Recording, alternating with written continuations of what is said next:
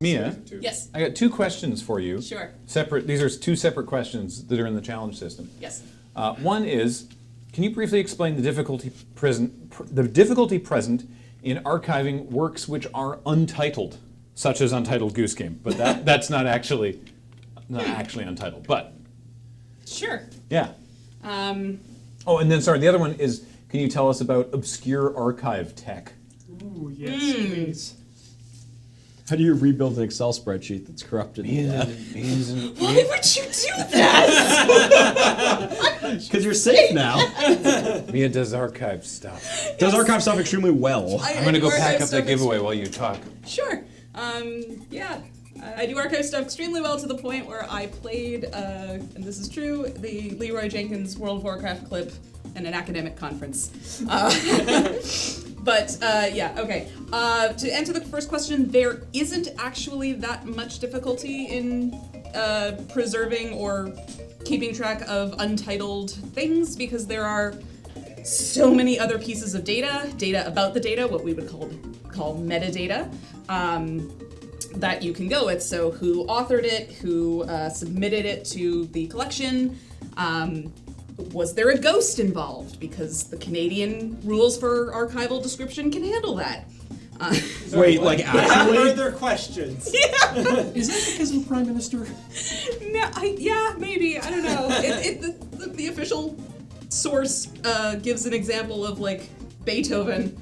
So if the spirit of Beethoven is involved somehow, you can deal with that. So yeah, so the title of a piece of art is not necessarily the going to make or break being able to figure out where it is, where to put it, or how that's all going to go. So that's the answer to the first question. Second question of what was it? Weird. Just tell us something about some piece of obscure archival technology. Obscure archival technology. Well, it turns out that the Canadian archival system. Yeah, I mean, for other the than record keeping along the lines. Yeah. Of a ghost. A ghost. Yep. The rules for archival description, which we call RAD. Yep. I see some fans of it in the chat. Fans does provide. It provides an option for your bases are covered if your piece of. If your record had to deal with a ghost, not so much if it had to do with electronics or technology, which is kind of a problem. But hold on, so they've accounted for ghosts, but they haven't accounted for the more likely problem in the past few decades. Kind of accounted for it. Okay. Kind of. Okay. That's really. I think I'm gonna have to fall back on my favorite story from grad school, which was when I did a piece or paper on preserving computer tape, so just magnetic tape basically, which requires your usual humidity balance and temperature balance and everything. But I found this amazing paper from the 70s. It was a technical paper that was on the degradation of computer tapes, because this was when computers were like still the big reel-to-reel tapes. And they had a big warehouse of them, and they were like, how do we make sure that these get taken care of? Low temperature, low humidity. And then they thought, what if someone went to a junkyard and took the electromagnet that picks up cars from the junkyard and strapped it to the top of a van and drove it past the electronics storage house and erased all the tapes? So being scientists... What a horrifying thought. I know! Wasn't it great in the 70s when your biggest worry was like Saturday morning cartoon villains and panel bands?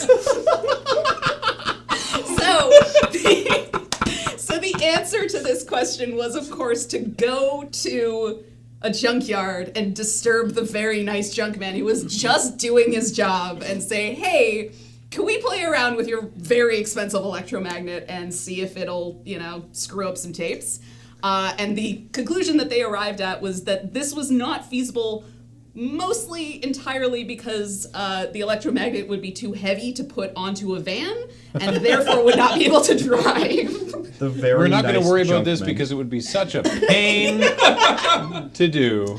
So that's, I think that's one of my favorite things I learned in grad school. Mia, while I've got you there, Yes. just to potentially excite you, have Yes. you heard about Microsoft's new Sapphire technology that they're partnering with Universal Studios on? No. They use polarized lasers to etch into glass the information. It takes about a week to write 500 gigabytes because it's a long-term process. Sure. But in addition to writing the data, which is good for about 2,500 years, they say, Yeah, that's they're class, yeah. also writing a separate truth track, which contains the information on how to extract the data. So as long That's as a you've got lovely idea. microscopes, lasers, Yeah. and polarized light. Yeah, that's a way better idea than DNA, which is is adorable. I mean, that's an easy thing to change, and a fun thing to change. It is, yes. What kind of stupid amino acids would store their information on DNA? Now we're some fun ethical concerns talking to Ian. I would love to hear more about that. How quickly he wants to change DNA. Yeah. Like the BTS song. Wait a minute.